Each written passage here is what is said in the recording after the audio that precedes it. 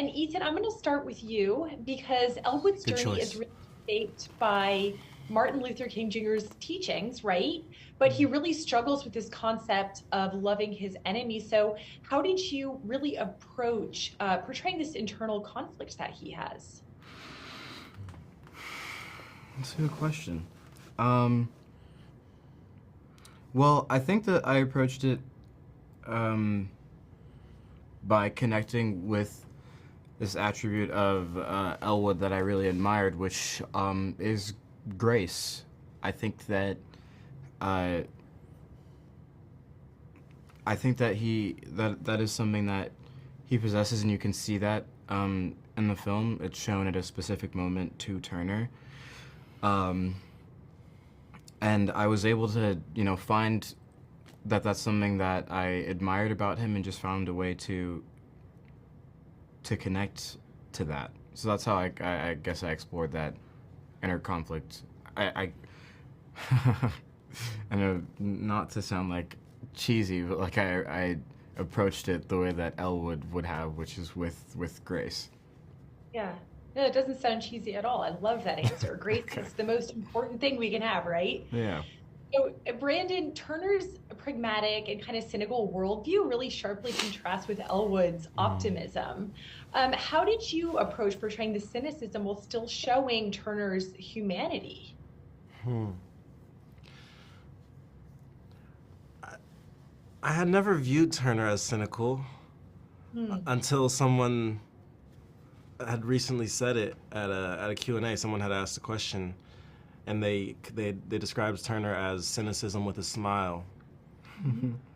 And now that I think about the things that I said as Turner, it's like, oh yeah, definitely, definitely some.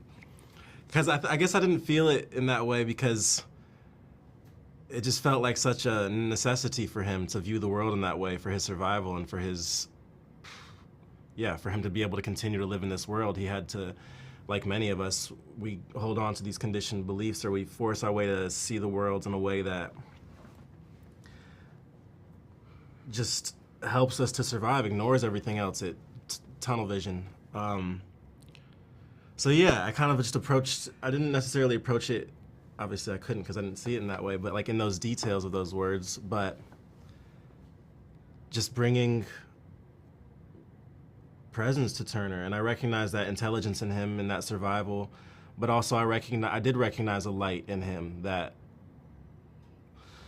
something that, yeah, wouldn't be domesticated, something playful, something,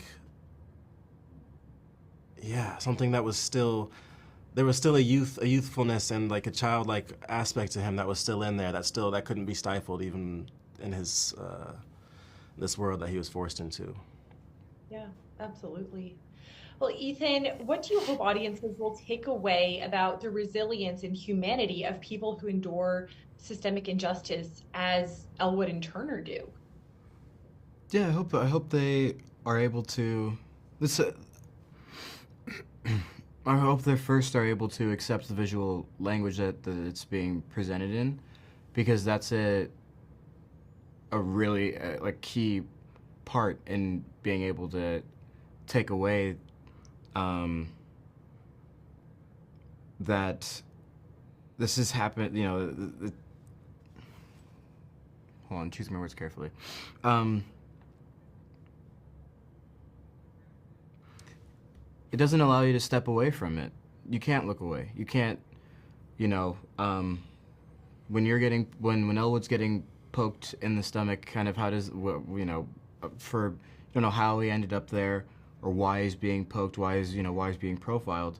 Um, you're just there, and you cannot separate yourself from it, and that's going to make you uncomfortable. So I think that I would just like audiences to take away, or just be reminded of the fact that Elwood and Turner are human beings, and I think that I'd like them to be inspired by their resilience. I'd like them to um, sit in the experience of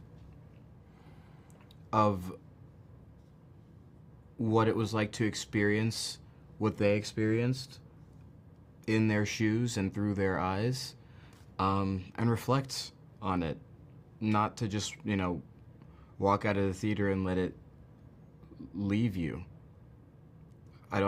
Personally, I feel like if you accept the language of the movie and allow yourself to be affected, it won't leave you. But that's exactly what I want for the audience. Yeah, love that. Well, guys, thank you so much. It was so nice to meet you both. Nice to meet you. It's lovely to Thank meet you. you.